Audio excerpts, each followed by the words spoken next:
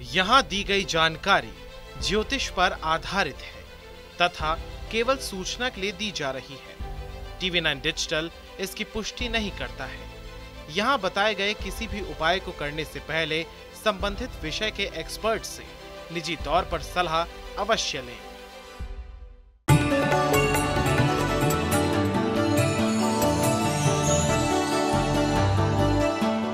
नमस्कार, astro science में आपका बहुत बहुत स्वागत है। मैं हूं आपके साथ कीर्ति अरोड़ा और मेरे साथ हैं एस्ट्रो साइंटिस्ट गुरुदेव जी वशिष्ठ जी।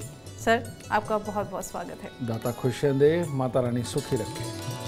अगर अचानक आपके दिन बदलने लगे, अच्छे दिन बुरे दिनों में बदल जाएं, तो आप संभल जाएं। अगर आपके साथ ऐसा होने लगे तो अपने ही घर में रखी चीज़ों पर ध्यान ज़रूर दें। अक्सर घर में रखी कुछ ऐसी चीज़ें समय के बाद पूरा असर देने लगती हैं। इसके साथ ही आपके राशि के पूरे दिन का हाल भी हम जानेंगे। सबसे पहले गुरुदेव से हम जानते हैं कि घर में कोई पुरानी चीज़ें रखी रहती हैं। शौक में लोग रख लेते हैं कि हम इसे नहीं फेंकना चाहते, हमारा इससे अटैचमेंट है, पर इससे ऐसी चीज़ें घर में रखने से कौन से ग्रह बुरे प्रभाव देते हैं? बेटा, अगर आप सुबह बिस्तर से नहीं उठते और रजाई में, कंबल में, कमरे को बंद करके पड़े रहते तो आपको किस तरह का एहसास होता है? आप डिप्रेसिव फील करते हो और किसी काम का मन नहीं करता, आलस्य बढ़ने लगता है और कोई भी काम और जो उस दिन हो सकता था वो सब रह जाता है। ठीक इसी प्रकार से हमारे घर के अंदर रखी हुई हर वस्तु, इसका हिलना बहुत जरूरी है। सिर्फ एक चीज नहीं हिलानी चाहिए और वो क्या है?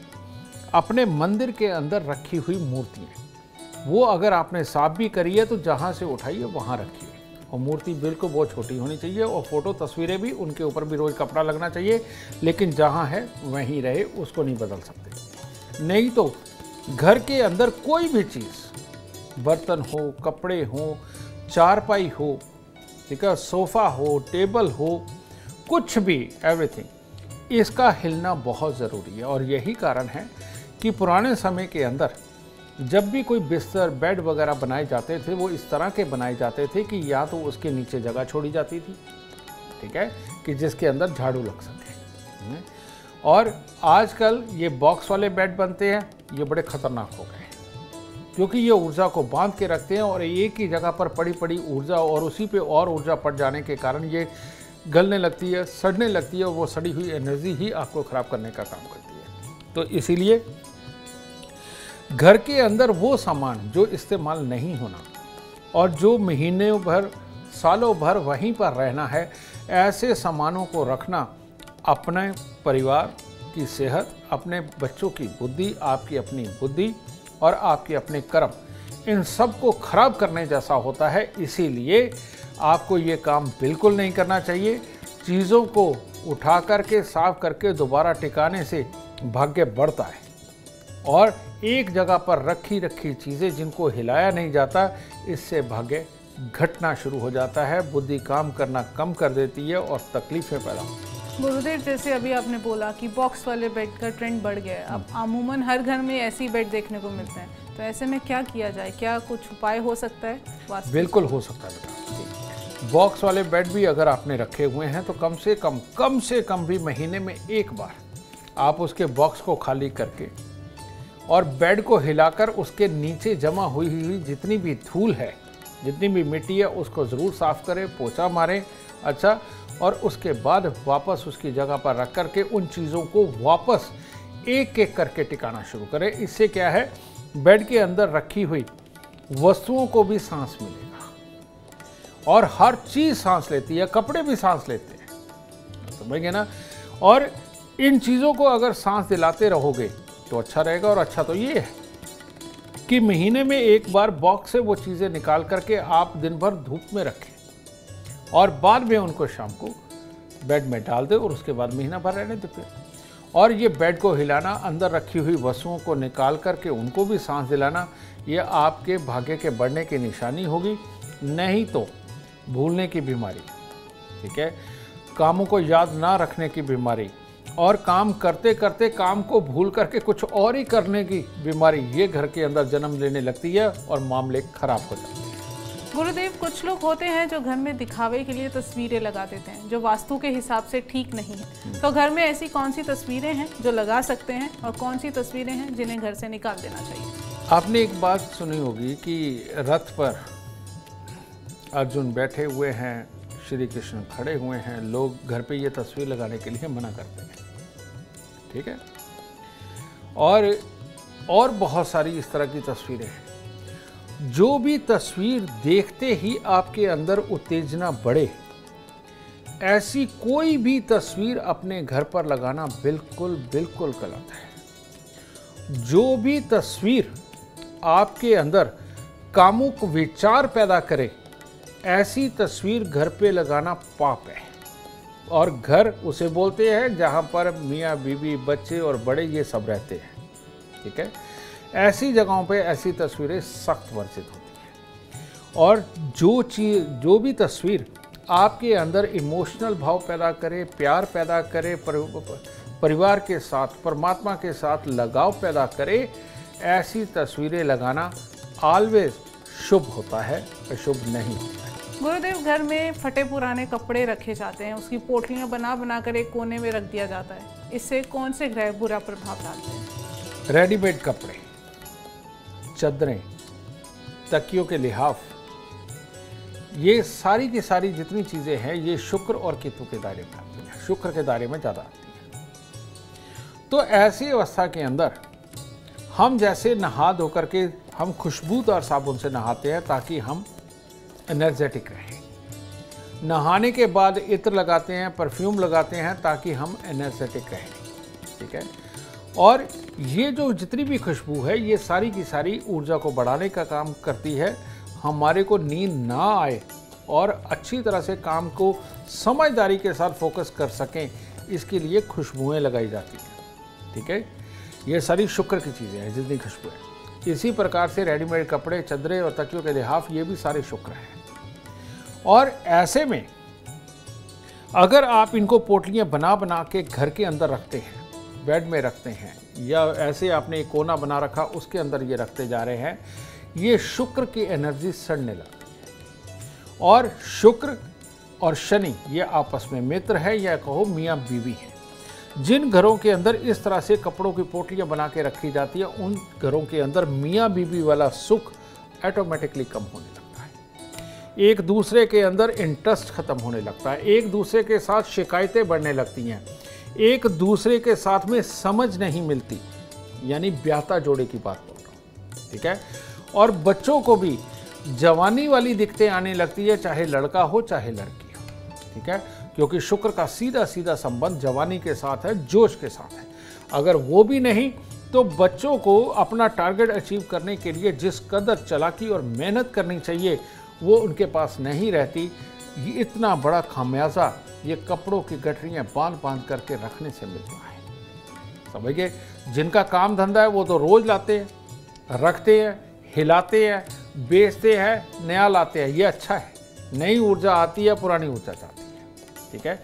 लेकिन अगर वहीं पड़े पड़े ये कपड़े भी अपने अंदर से एक बुरी एनर्जी को निकालते हैं, और उस एनर्जी का नाम भी राहु है। कारण ये कि शुक्र लाल किताब के अनुसार राहु और केतु को मिलाकर के शुक्र बनता है। जब वो कपड़ा नया अच्छा साफ धुला हुआ होता है तब उसमें से केतु उत्पन्न होता है। लेकिन जब ये कपड़ा पड़ा सड़ने लगता है और बहुत देर तक इसको कोई छूता नहीं और बहुत ढेर लग जाता है, तब इसमें से राहु उत्पन्न होता है। तो ये बिल्कुल सत्य है, लाल किताब के अंदर लिखा हुआ है कि राहु और केतु को मिला के ही शुक्र बनता है। तो केतु को प्रबल करिए, यानी कि कपड़े उतने ही रखिए जो धुल कर के साफ हों, प्रेस होकर के आप दोबारा पहनते हों। इनका ज़्यादा इकट्ठा करके रखना आपके लिए बहुत बहुत नुकसानदेह है। गुरुदेव, घर की छत को गंदा रखना या घर की छत पे कबाड़ रखना क्या बुरा असर दिखाएगा? जन्म कुंडली का 12वां घर यानी कि छत, डायरेक्शन साउथ ईस्ट, ठीक है, ये भी जन्म कुंडली के 12वें घर के लिए इंडिकेट की जाती है, देखी जाती है। लाल किताब में एक बहुत ही प्यारा चैप्टर है जो भाग्य की वृद्धि के लिए बताया गया है। कहते घर के अंदर एक अंधेर कोठरी हो जिसके अंदर सूरज की रोशनी ना आती हो, और उसके अंदर आप कीमती चीज़ें, रुपया, पैसा, सामान वगैरह रखते हैं तो आपका भाग्य सदा उन्नति करता है। और वो डायरेक्शन कौन सी होती है? South east.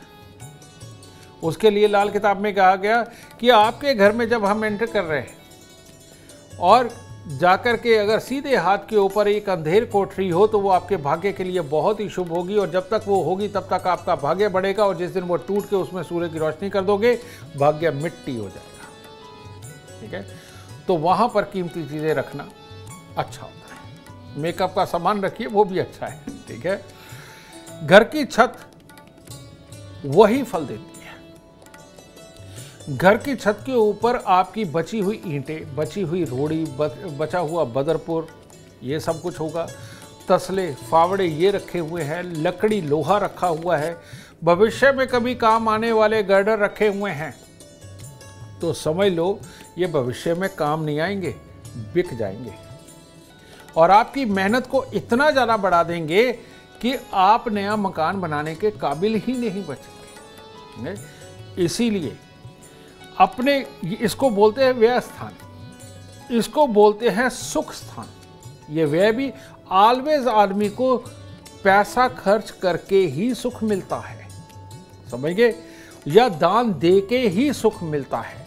तो जो लोग अपने घर की छत के ऊपर इस तरह के कबाड़ रखते हैं वो दान देने के काबिल नहीं बचते, पैसा खर्चने के काबिल नहीं बनते, तो सुख कहाँ से मिलेगा?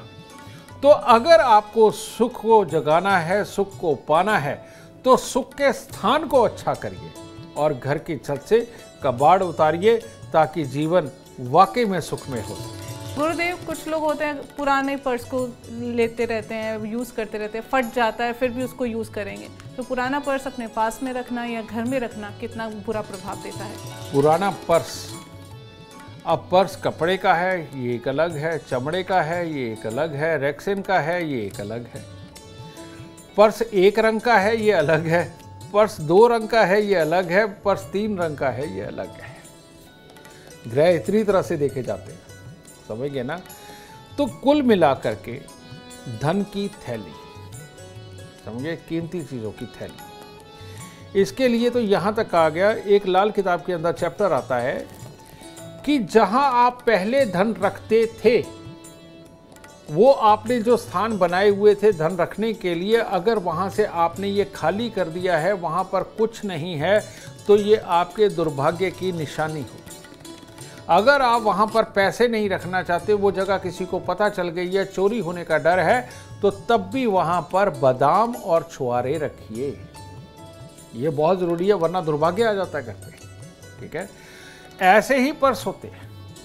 पर्स अगर आपने बेटा फटे पुराने रखे हुए हैं और घर के अंदर उनकी बकायदा एक जगह बना करके वहाँ इकट्ठे करते चले जा रहे हैं, तो ये दुर्भाग्य की निशानी है, चाहे किसी भी रंग का, चाहे किसी भी मटेरियल का बना हुआ हो, वो दुर्भाग्य की निशानी बनता है।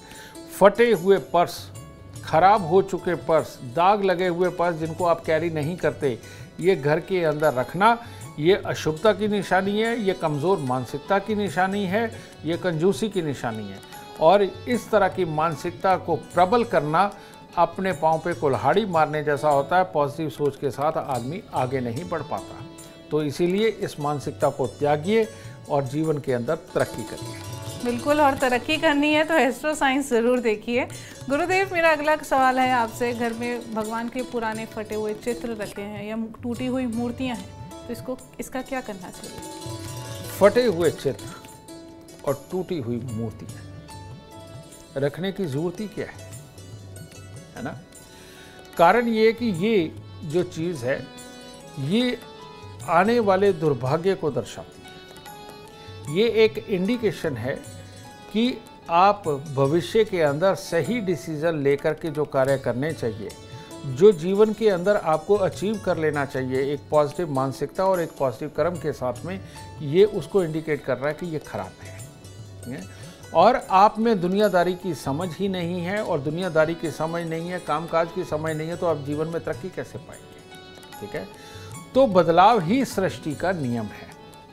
और बेटा, बदलाव के अंदर आप यही चीज़ देख लीजिए कि थोड़े समय के बाद तो एक भगवान भी पैदा हो जाते हैं, सत्य है, अवतार लेते हैं, और बहुत पुण्य आत्माएं आती हैं धरती पे, तो परमात्मा भी बार बार आकर के संदेश दे रहा है, उसके नुमाइंदे आके आपको संदेश दे रहे हैं। तो बेटा ये फोटोएं तस्वीरें बदलने में जाता क्या है? अगर ये भी आप बदलते हैं, नए परमात्मा आएंगी, नई तस्वीर आएगी, नई मूर्ति आएगी, वो भी आपको एक संदेश देगी और उसके संदेश से किस्मत खिल सकती है, बढ़िया हो सकती है। इसलिए ये फटी हुई तस्वीरें और टूटी हुई मूर्तियाँ बिल्कुल घर पे ना रखें, उठाए जाकर के जल प्रवाह करें।